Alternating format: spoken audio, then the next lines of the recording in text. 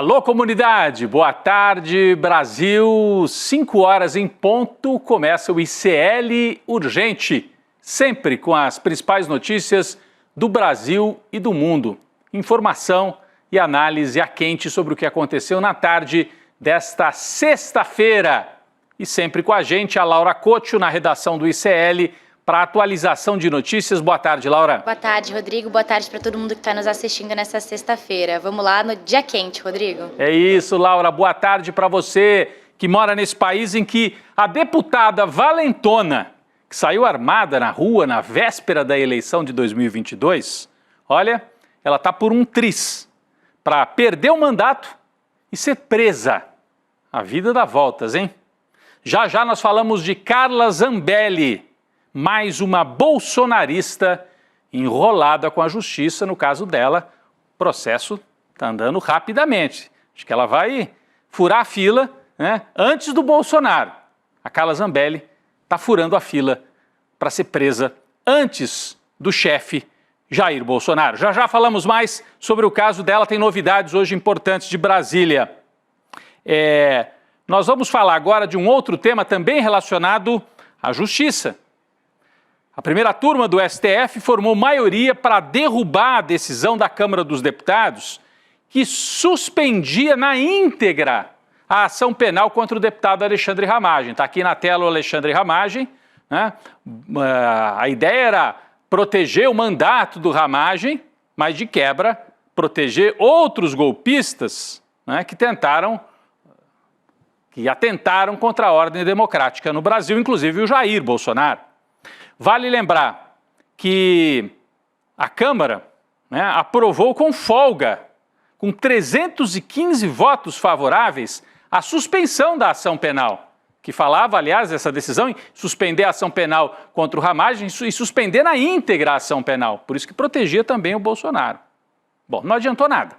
Alexandre de Moraes hoje abriu a votação e outros 3 ministros acompanharam a decisão de Alexandre de Moraes. Laura Couto tem mais informações sobre essa importante decisão de hoje do Supremo. Laura. Além do ministro Alexandre de Moraes, os ministros Cristiano Zanin, Luiz Fux e Flávio Dino também já votaram. Até a última atualização, ainda faltava o voto da ministra Carmen Lúcia. O julgamento começou hoje pela manhã e está programado para acontecer até terça-feira, mas pode se encurtar caso a Carmen Lúcia dê seu voto antes. Vale lembrar que esse pedido ele foi feito pelo PL, né, o Partido Liberal do ex-presidente Jair Bolsonaro, que com o argumento de que a lei proíbe investigações contra parlamentares depois da diplomação. Só que o Supremo tem um entendimento diferente. Segundo eles, só 2 crimes atribuídos ao Ramagem vão deixar de ser julgados enquanto ele ainda estiver com o seu mandato. São eles dano qualificado e deterioração do patrimônio tombado. Mas o Ramagem ainda vai ser investigado pelos crimes de abolição democrática do Estado de Direito, golpe de Estado e organização criminosa. Rodrigo. É isso, então o Ramagem continua sendo julgado por abolição do Estado Democrático de Direito, golpe de Estado e organização criminosa.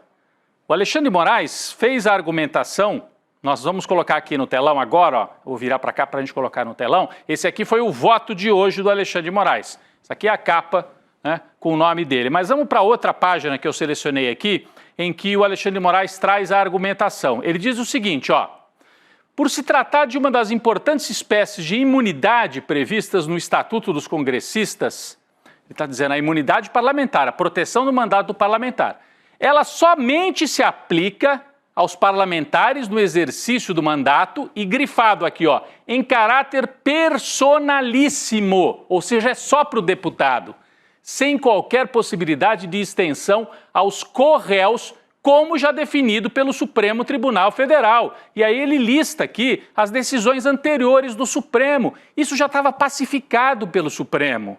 Você pode suspender eventualmente uma ação contra um deputado por crimes cometidos durante o mandato, mas essa suspensão não vai favorecer os outros réus, não faria sentido. Imagine um caso de outra espécie, um homicídio. Você suspenderia para todos os acusados, não faz o menor sentido. Então, está aqui a decisão. O Alexandre de Moraes, inclusive, cita lições, né, do ministro Celso de Mello em artigos anteriores, em que ele explica isso. a proteção ao mandato do parlamentar, como o próprio nome diz, é só ao mandato do parlamentar, não é aos outros réus que estejam sendo acusados com ele numa ação. Então o ministro Alexandre de Moraes estabelece isso, primeiro diz, é em caráter personalíssimo em favor do deputado e não dos outros réus, então não vai favorecer o Bolsonaro. Fora isso, vamos para a próxima página que eu tinha separado aqui. Fora isso, né, a ideia é de suspender parcialmente apenas a ação penal para favorecer o Alexandre Ramagem, somente nos crimes cometidos durante o mandato. Por isso que são esses dois crimes que a Laura já explicou aqui, dano qualificado, deterioração do patrimônio tombado. Por quê? Porque esses dois fatos, a deterioração do patrimônio tombado, o ataque aos prédios, isso sim, foi só em 8 de janeiro, aí o Ramagem já era deputado, a Câmara está dizendo, ele participou, mas não pode processar ele por isso, pela letra da lei, ele está protegido por isso. Agora, os outros crimes, a tentativa de abolir o Estado Democrático de Direito, a trama do golpe de Estado, a organização criminosa, tudo isso vem de antes do mandato. Então, diz o Alexandre de Moraes, não vai se suspender para os outros crimes. Ele diz, prosseguir a ação penal normalmente em relação às demais infrações penais, quais sejam organização criminosa, tentativa de abolição violenta do Estado Democrático de Direito e golpe de Estado, em face da inaplicabilidade do artigo 3º, do parágrafo 3º do artigo 53 da Constituição. Alexandre de Moraes argumenta, essa foi a argumentação, e os outros ministros vieram em seguida e reforçaram a decisão do ministro Alexandre de Moraes. Então está feita a explicação técnica. É isso, gente, foi isso que aconteceu.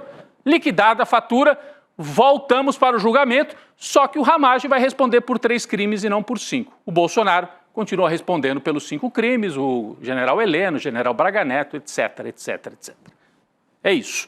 Bom, aí vocês vão dizer, é tão simples assim? Não é. Porque nós temos a repercussão política, né? Segundo a leitura de uma das colunistas do UOL, a Raquel Landim, a estratégia da oposição, com esta votação lá no Congresso, que o Supremo agora anulou em boa parte, era realmente desgastar a imagem do STF, está aqui na manchete. Estratégia da oposição, com o caso Ramagem, é desgastar a imagem do Supremo.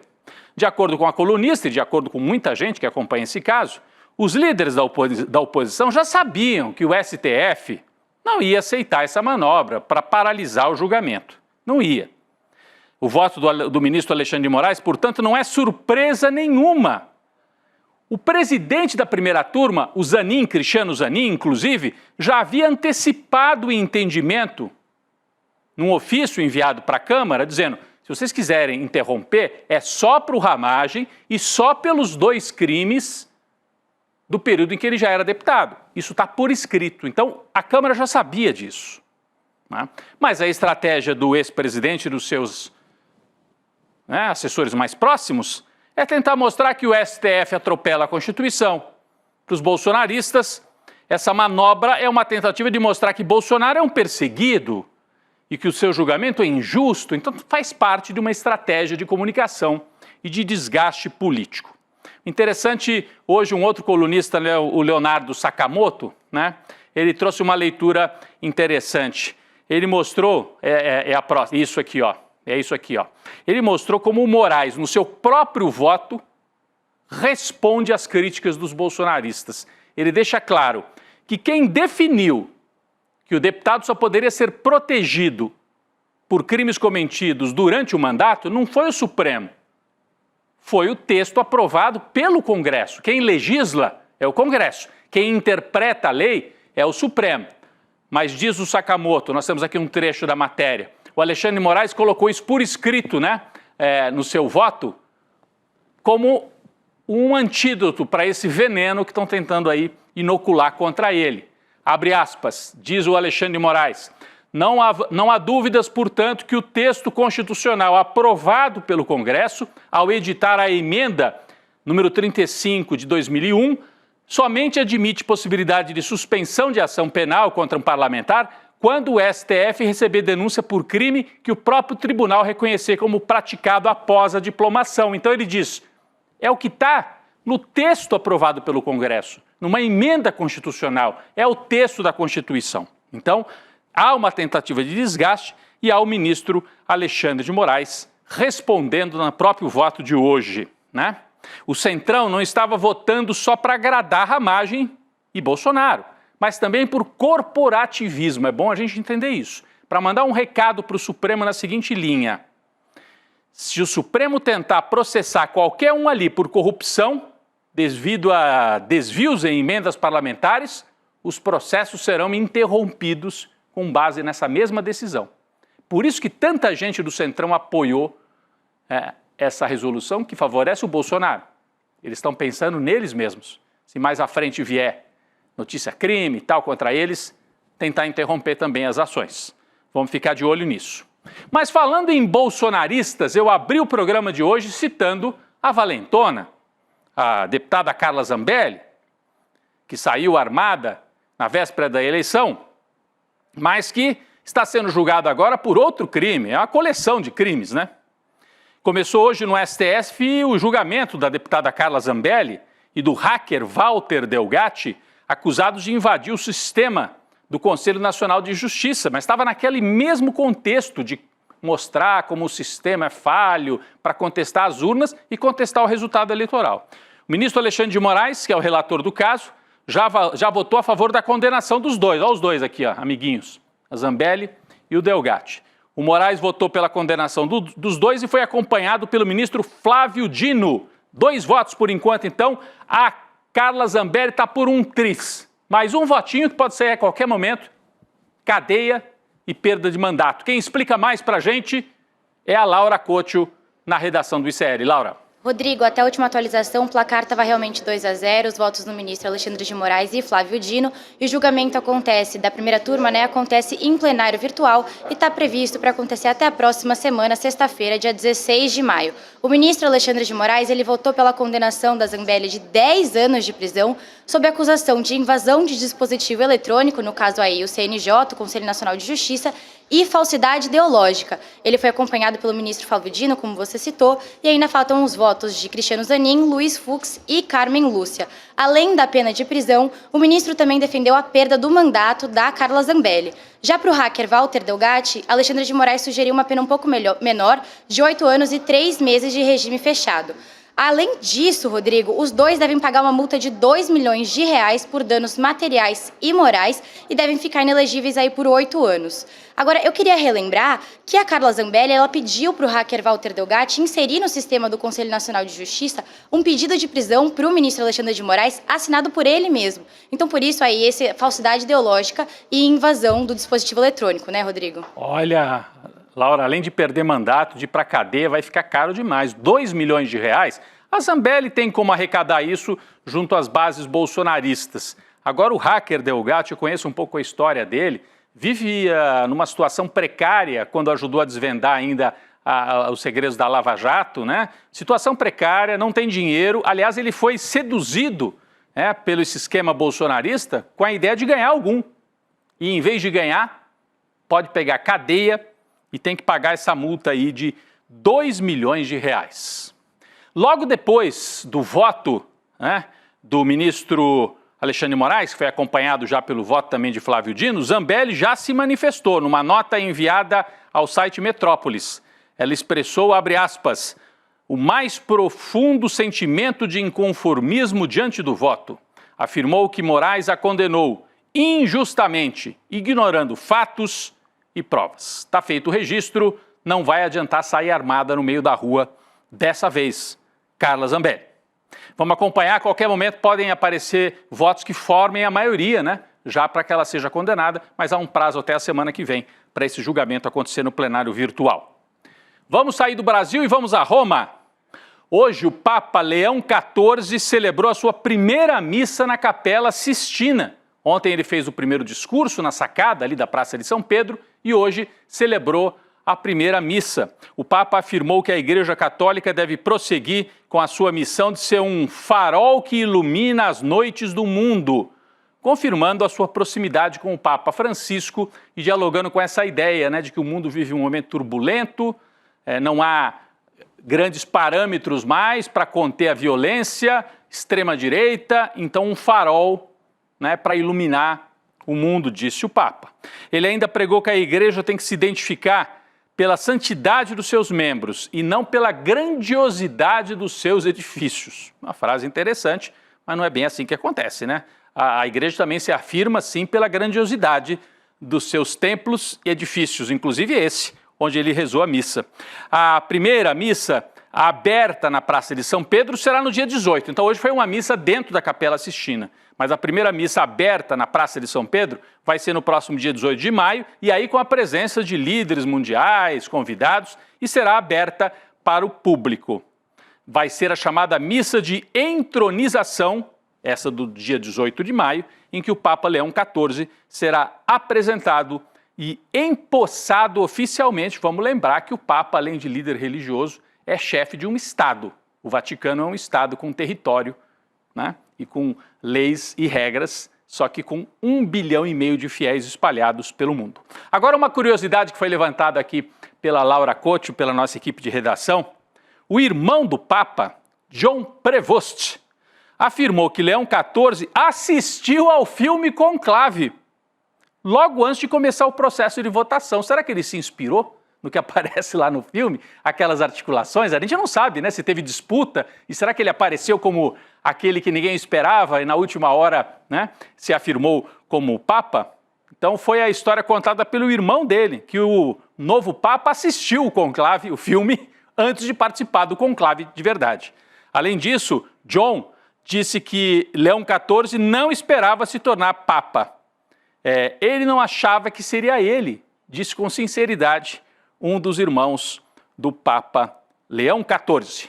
São as notícias de Roma. Semana que vem tem mais, com a entronização, com esta missa oficial ali na Praça de São Pedro. Política brasileira, uma movimentação importante. O governador do Rio Grande do Sul, Eduardo Leite, se filiou hoje ao PSD, o partido do Gilberto Kassab. Então o Eduardo Leite sai do PSDB, o último que saía apaga a luz, né? E se filia ao PSD. Tirou uma letrinha, tirou o B de Brasil e foi para o PSD do Kassab. O evento de filiação foi realizado na sede do partido no centro de São Paulo. Laura Couto traz mais informações. Laura. Rodrigo, estiveram presentes nesse evento o vice-governador de São Paulo, Felício Ramute, parlamentares e outros integrantes do partido, além de aliados. De acordo com Gilberto Kassab, que é o presidente da legenda do PSD, o Eduardo Leite ele chega ao partido como um pré-candidato à presidência da República, como alguém qualificado e preparado. Vale lembrar que o Leite já sinalizou algumas vezes ter essa intenção de disputar a presidência em 2026.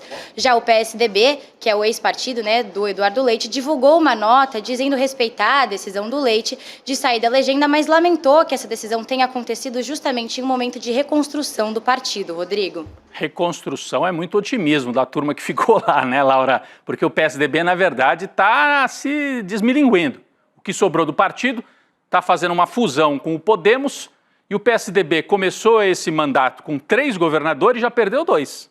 A governadora Raquel Lira, de Pernambuco, e agora o governador do Rio Grande do Sul, Eduardo Leite. Mais do que sinalizar candidatura, ele afirmou outro dia numa entrevista: meu projeto, se eu puder apresentar ao Brasil, é ser candidato a presidente da República, uma terceira via para evitar a polarização. Essa história, todo ano a turma da terceira via aparece e todo ano essa história acaba fracassando. Mas a gente tem que também entender um outro fato importante nessa filiação do Eduardo Leite.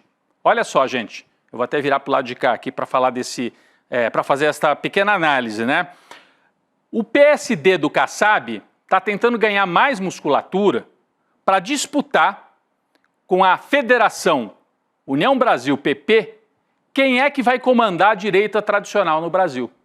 Vocês lembram? A gente falou disso 2 semanas atrás. União Brasil, que é o partido do Caiado, e o PP, que é o partido do Arthur Lira e daquele Ciro Nogueira, que é bolsonarista, aparece toda hora tentando criticar o Lula. Esses dois se juntaram numa federação que tem mais de 100 deputados.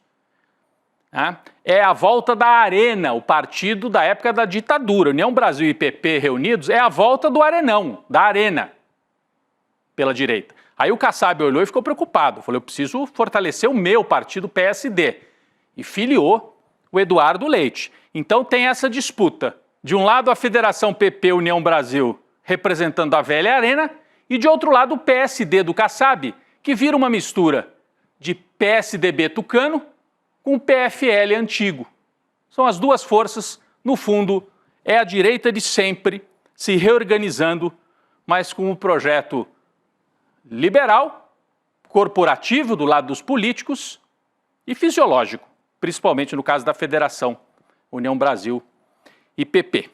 Falando ainda do mundo partidário no Brasil, um mundo confuso, mas há uma tendência de aglutinação. O Brasil tinha uma dispersão partidária gigantesca, 40 legendas, e aos poucos fusões, federações, há uma tendência de aglutinação.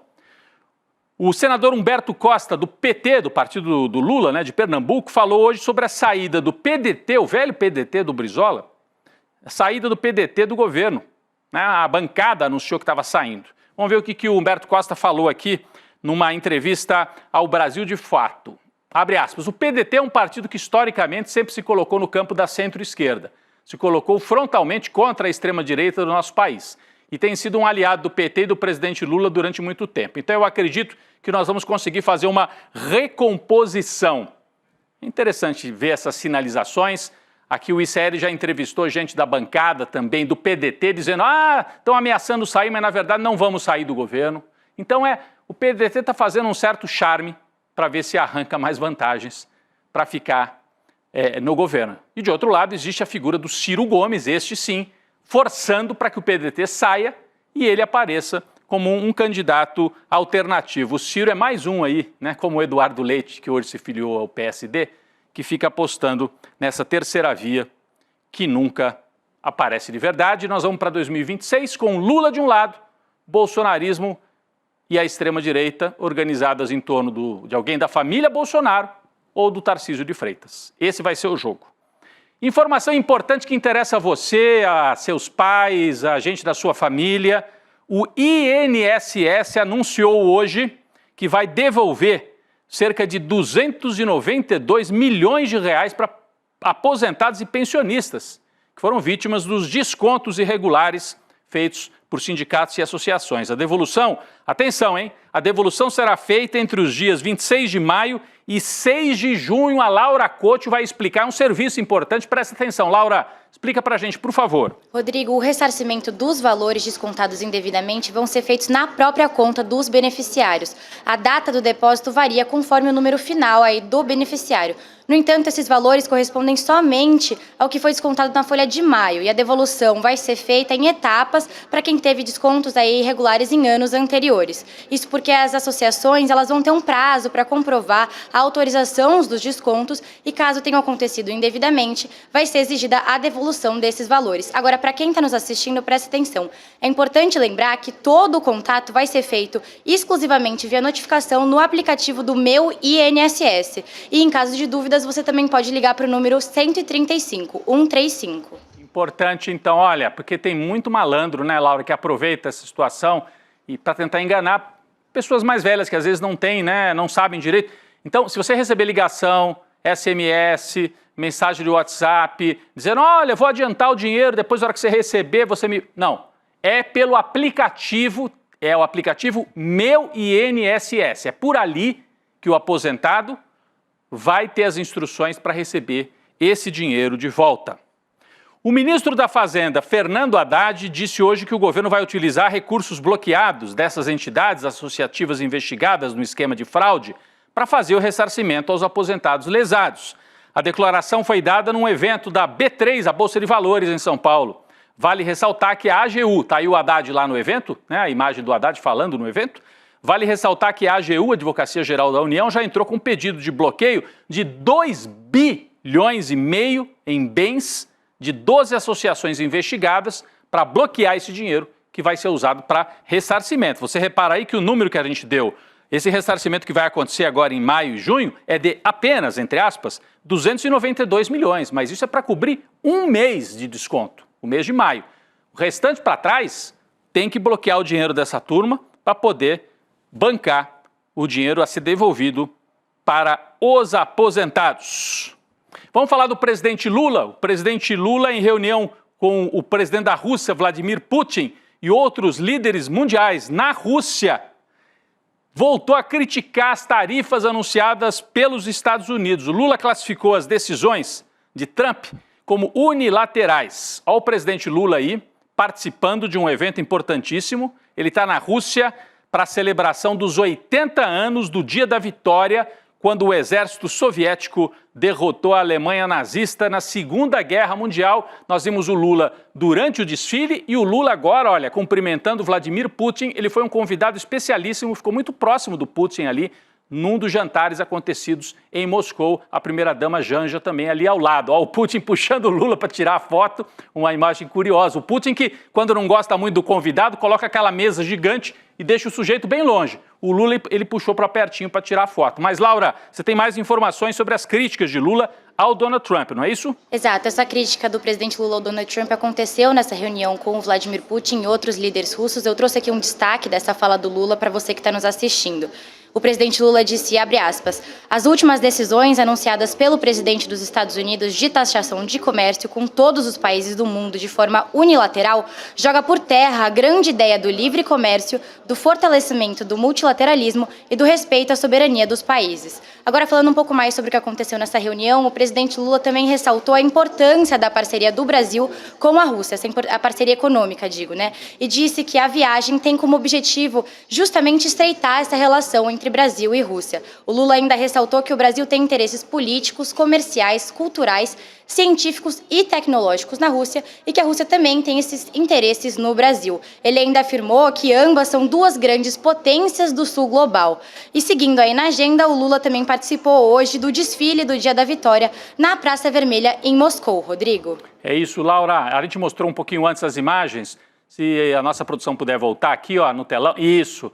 Aqui são os líderes depositando flores em homenagem aos combatentes na Segunda Guerra. Depois Lula esteve, olha o Lula ali um pouquinho mais atrás, em primeiro plano Vladimir Putin e o presidente chinês.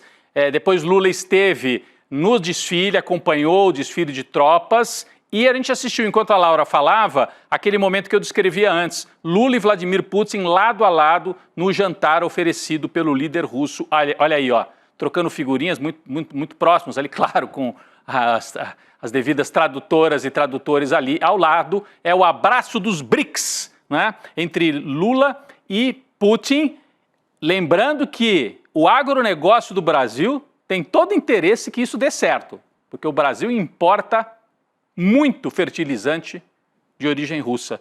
É um dos principais produtos importados pelo Brasil da Rússia, fertilizantes. Então, Rússia e Brasil tem uma parceria que ajuda a alimentar a China, por sua vez. Então, olha como que esses interesses acabam se interligando. Nós falamos rapidamente do Trump. Pessoal, só avisando aqui a nossa edição, eu vou direto para a notícia seguinte da inflação. Inflação. Índice de inflação divulgado hoje.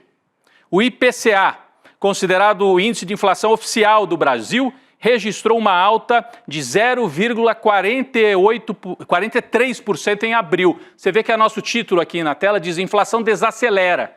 Então subiu 0,43%, mas isso significa uma redução em relação do que tinha sido, no mês anterior.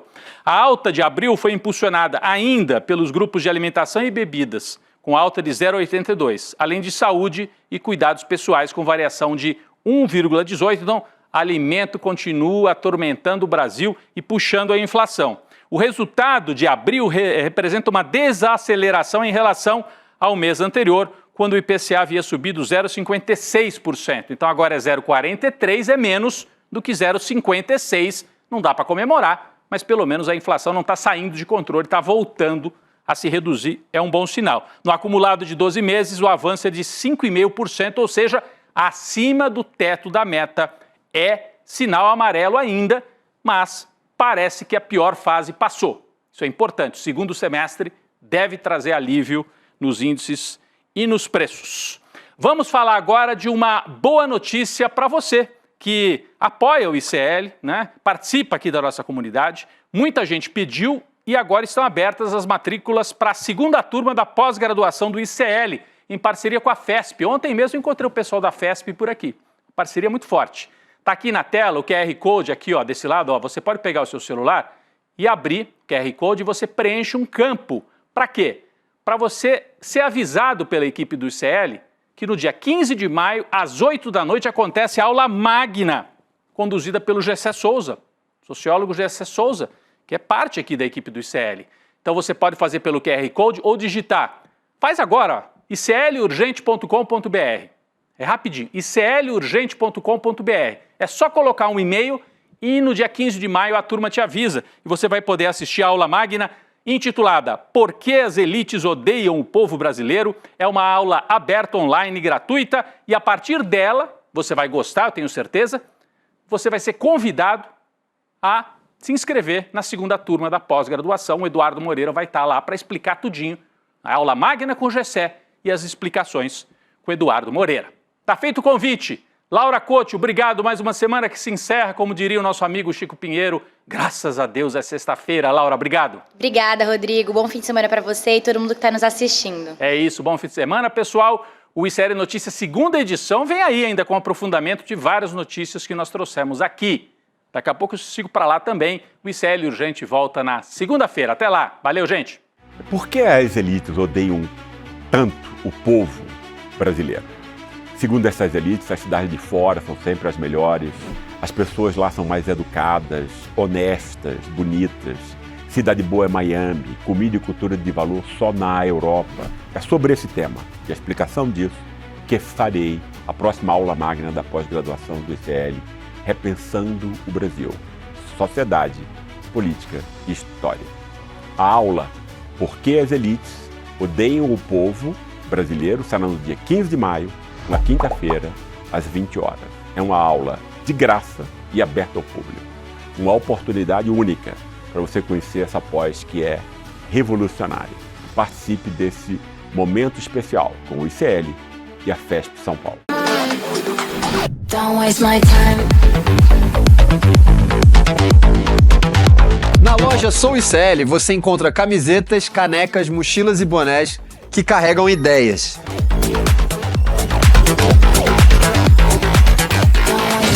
Produtos com propósito para quem acredita em justiça, consciência e transformação. Vista, use, leve a luta com você. Acesse souicl.com.br e escolha o que representa você. ICL, souicl.com.br, tá tudo lá.